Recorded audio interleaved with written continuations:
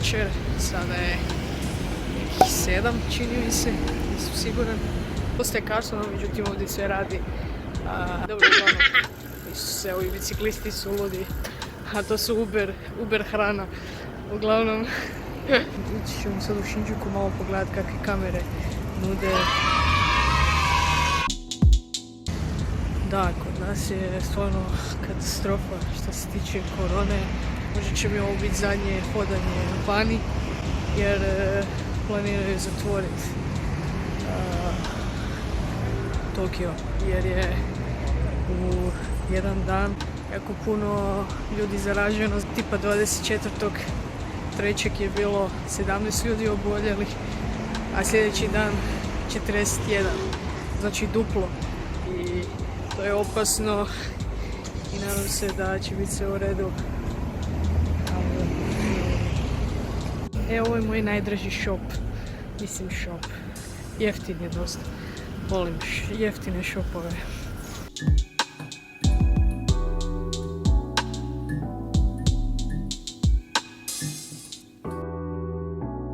Moj početak karijere je malo ironičan, onako počela je korona, događaju se čudne stvari, tipa veliki potresi u Zagrebu, tragedije, umiru ljudi od bolesti.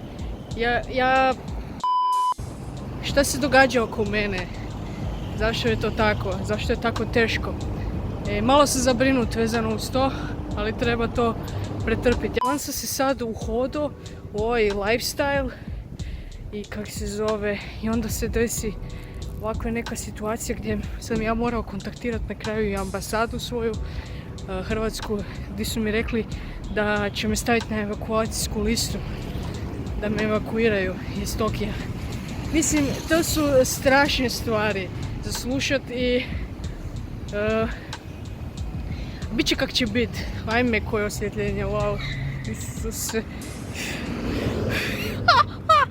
Nani sam. Ok, malo su ljuti.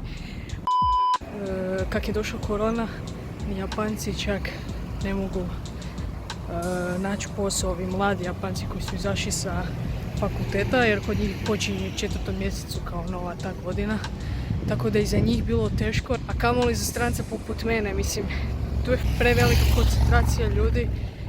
U Tokiju, kao što sam čuo, živi 38 milijuna ljudi, tako da stvarno se može naći posao, ali meni je problem kaj fakat je nemoguće. Znači ja sam toliko ljudi upoznao, ja vam to ne mogu opisati koliko ljudi. Toliko ljudi da sam čak i mogao dobiti, no međutim moj problem je bilo što nemam vizu i neće mi niko dati posao bez toga. A teško je dati tu vizu, pogotovo sad u ovim vremenima kada ekonomija stvarno pada. Paćemo u krizu svi i to se osjeti. I ne znam, mislim,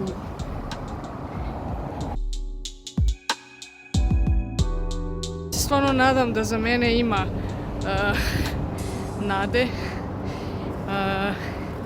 kak se zove, i da ću početi raditi šta god treba. Želim započeti iz početka, znam da će biti teško, pogotovo sad kad nema posla i posao naći sad u ovo vrijeme će biti stvarno teško. Tako da svima držim fige da vam uspije sve što ste si nacrtali, budući da smo sad ušli u neko razdoblje gdje ponovo otvaramo oči. A vjerujte mi, nakon toga će doći stvarno do nekog buma i bit će super, procvjetat će zemlja, 100% vam kažem. Uglavnom, da, to je to. Evo, ja sam pričao 20 minuta, 24 minuta, sam stigao u Shinjuku. Osjetili ste da je postalo sve glasnije i glasnije. Smiješno. I uvijek ova zvijezda, ja mislim da je ovo zvijezda, ali tako jako sija. Ne znam što je to. Ko si ti?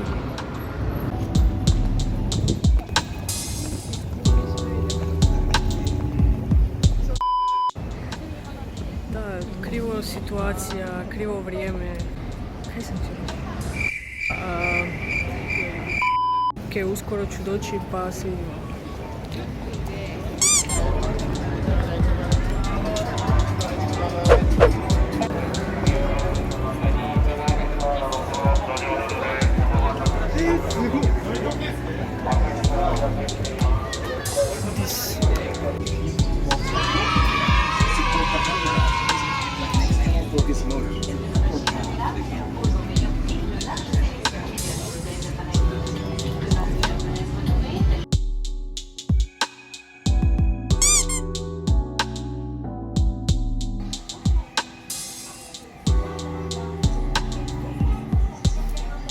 Žao mi je, ali sve mi se izbrisalo zadnji puta Shinjuku Night Talk, zato što imao sam nekih problema sa memorijskom karticom, pa mi je pobrisao sve te videe.